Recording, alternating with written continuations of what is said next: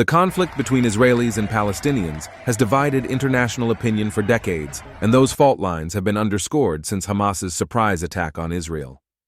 Many world leaders were quick to condemn the violence and offer support for Israel, but the response has not been universal.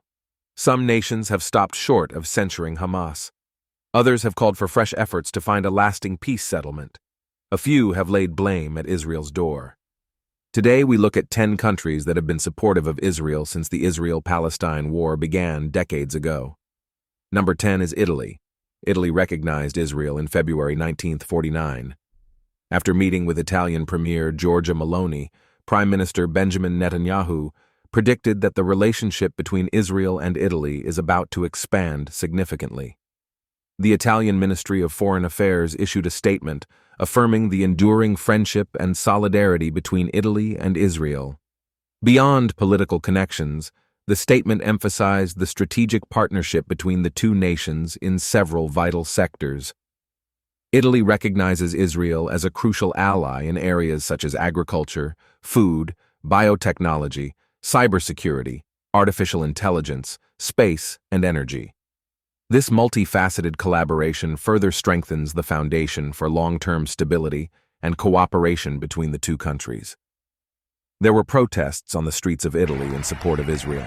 The Italian Ministry of Foreign Affairs issued a statement affirming the enduring friendship and solidarity between Italy and Israel.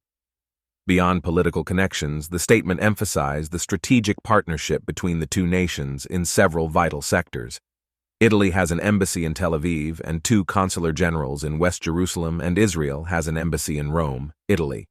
This multifaceted collaboration further strengthens the foundation for long-term stability and cooperation between the two countries. Number 9 is Denmark. Denmark voted for the partition of Palestine in 1947 and supported Israel in the United Nations. Denmark has an embassy in Israel, and Israel has had an embassy in Copenhagen since 1949. Denmark recognized and established diplomatic relations with Israel on the 2nd of February 1949. During the first decades of the existence of the State of Israel, many Danes admired the young country, striving to flourish amid hostile neighbors, basing itself on socialist values.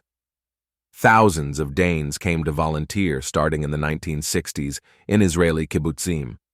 It is estimated that over 2,000 Danes came to volunteer in Israel, and that 20 out of 179 parliament members in 2010 were actual kibbutz volunteers in the past. Denmark said it has stopped sending international development aid to Palestine as a result of the attack on Israel by Hamas. The decision was confirmed by the Minister for Development Cooperation and Global Climate Policy, Dan Jorgensen. Number 8 is Canada.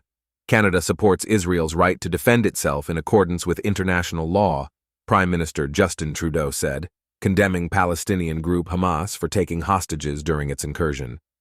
Trudeau, though, sidestepped questions about whether Israel's decision to seal off the Hamas-controlled Gaza Strip was justified. International Development Minister Ahmed Hussein said Canada has a no-contact policy with Hamas, and no Canadian government aid goes directly to the Palestinian Authority. Canada is also in favor of the two-state solution. Number 7 is Australia. The landmark has been lit up in blue and white, the colors of the Israeli flag, an action the Min's government says is a show of support for the people of Israel. Australia has a record of loyal support for the Israeli state since its formation. Australian Prime Minister Anthony Albanese had called for the pro-Palestinian march in Sydney to be abandoned. The Conservative opposition leader Peter Dutton condemned the protest as despicable and unimaginable in modern Australia. The Canberra government has expressed its support for Israel following the violence in the Middle East. Number 6 is Greece.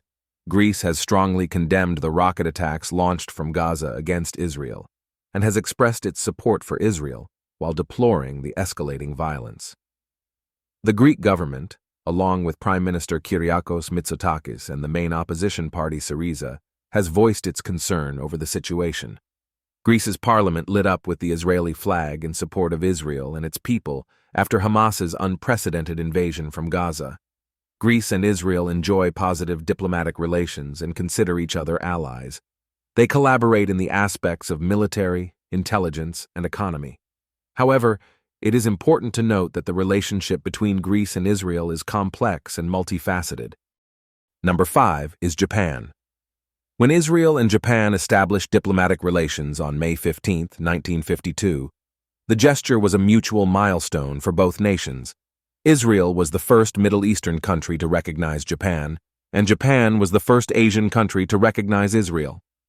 Since then, the relationship has steadily evolved throughout the decades through increased research, economic, cultural, and defense ties. Japan strongly condemns the launch of a number of rockets, as well as infiltration into the Israeli territories from the Gaza Strip by Hamas and other Palestinian militants on October 7th. A statement by Press Secretary Kobayashi Maki said number 4 is Germany. Germany's defense minister pledged Berlin's unwavering support to Israel in its battle against Hamas after the deadly attack by the Palestinian militant group. There is no doubt, whatever we can do to support you, with material support, we will do this, Boris Pistorius said during a visit to Tel Aviv, standing alongside Israeli Defense Minister Yoav Gallant. Germany stands by Israel, by the people of Israel, Pistorius said, reiterating a message of solidarity conveyed by German Chancellor Olaf Scholz on his visit to Israel. Number 3 is France. France mainly provides intelligence support to Israel. The intelligence sharing is part of the routine partnership between the two countries, Lecornu said. We unfortunately have a long experience in the fight against terrorism, and our intelligence services have particularly effective means and sensors, he added. France has established a robust bilateral relationship with Israel, marked by a constant commitment to its existence and security. France was one of the first countries to establish diplomatic relations with Israel on the 11th of May, 1949. France then actively helped consolidate the young state by contributing to its defense effort. France adopted a position of neutrality in the Six-Day War in 1967. Our countries will support Israel in its efforts to defend itself and its people against such atrocities, French President Emmanuel Macron. Number 2 is the United Kingdom. Britain will send surveillance aircraft, 2 Royal Navy support ships, and about 100 Royal Marines to the eastern Mediterranean to support Israel and help prevent any sudden escalation of fighting in the Middle East.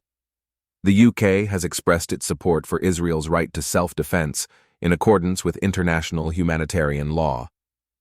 Speaking at a joint press conference with Mr. Netanyahu, Mr. Rishi Sunak, the UK Prime Minister said he was proud to support Israel in its long war against Hamas, which he branded pure evil. We will stand with you in solidarity. We will stand with your people, and we also want you to win, Mr. Sunak said. Finally, at number 1 is the strongest ally and supporter of Israel, the USA. The United States was among the first nations to recognize the State of Israel in 1948 and is a very close ally. Following Hamas's attack, U.S. President Joe Biden reiterated American support for Israel in strident terms. In this moment, we must be crystal clear. We stand with Israel, he said. The Biden administration is admitting Israel into a select group of countries whose citizens are allowed to travel to the United States without getting a visa in advance. The decision announcement comes despite Washington's concerns about the Israeli government's treatment of Palestinian Americans and marks a major accomplishment for Israeli Prime Minister Benjamin Netanyahu, who has sparred frequently with the Biden administration. President Joe Biden's promise for the U.S. to stand with Israel continues a special relationship that dates back to 1948, when President Harry Truman became the first world leader to recognize the Jewish state, moments after its creation. There's now a kibbutz named after Truman in Israel, and the U.S. provides billions in military support to Israel each year. Secretary of State Anthony Blinken made an official visit to Israel to show continual support. Thanks for watching, and please don't forget to subscribe for more videos.